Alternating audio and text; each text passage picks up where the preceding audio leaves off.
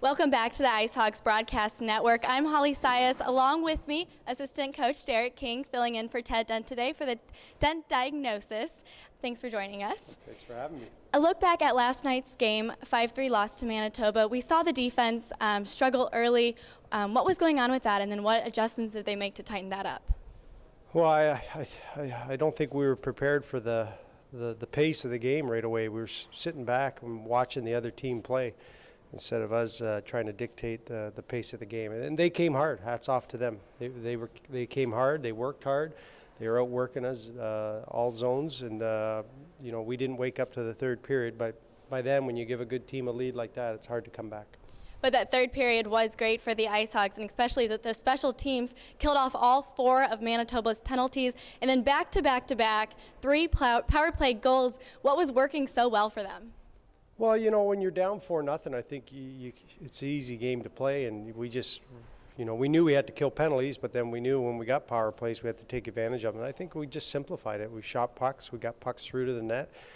Guys were hounding them. They were working harder, doing all the little things we should have done in the first 2 periods, and it paid off. So in a positive note, that was great. Our special teams were good, but we got to really bear down 5-on-5 and then D-zone coverage.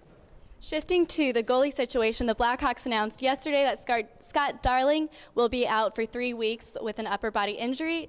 Jeff Glass was recalled, backing up Corey Crawford. How does that affect things here?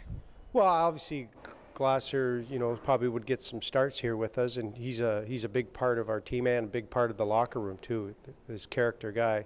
But that's fine. Our 2 goalies here can step in, and it gives them a chance to get the extra games in, and for the other guy to back up and watch too. So, like I said, we just got to really bear down defensively. We weren't very good in the first 2 periods, and we can't give up.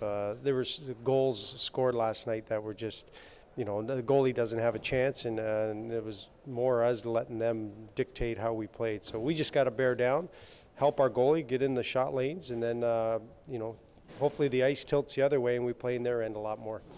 IceHogs lost a couple of their top scorers to the trade deadline, but so did the Iowa Wild. How does that affect tonight's matchup? Well, I know the Pulkkinen, obviously not having him in the lineup is going to be a bonus for us because he destroyed us a few times. But, you miss Sammy and you miss Abs, but, it gives an opportunity for other guys to step up and get that extra ice time they were having. And it should be a good match, even match. And, like I said, it's all going to come down to just us buckling down defensive zone and helping our goalies. And then, like I said, our specialty teams have been good, so we got to continue building on that. Almost a week off until you guys hit the road to Milwaukee. How important, or do you think the guys are going to give a final push before these couple days off? Well, yeah, hopefully these guys realize they're professional hockey players, and you always have to put an effort in. It's not always pretty every night, but you still have to get the work out of them. And I thought we did that for the third period, but you can't do that in this league. You got to play 3 periods. We get a little stretch here maybe to rest some bodies and injuries if there is any, and then we get a chance to practice a little more on obviously D-zone coverage. So we'll take the week off without playing, and then obviously we'll get busy again, and it'll be good. Great. Thank you so much, Coach. That was Assistant Derek King, and I'm Holly Sias with the Dent Diagnosis. And we'll be right back with more on the IceHogs Broadcast Network.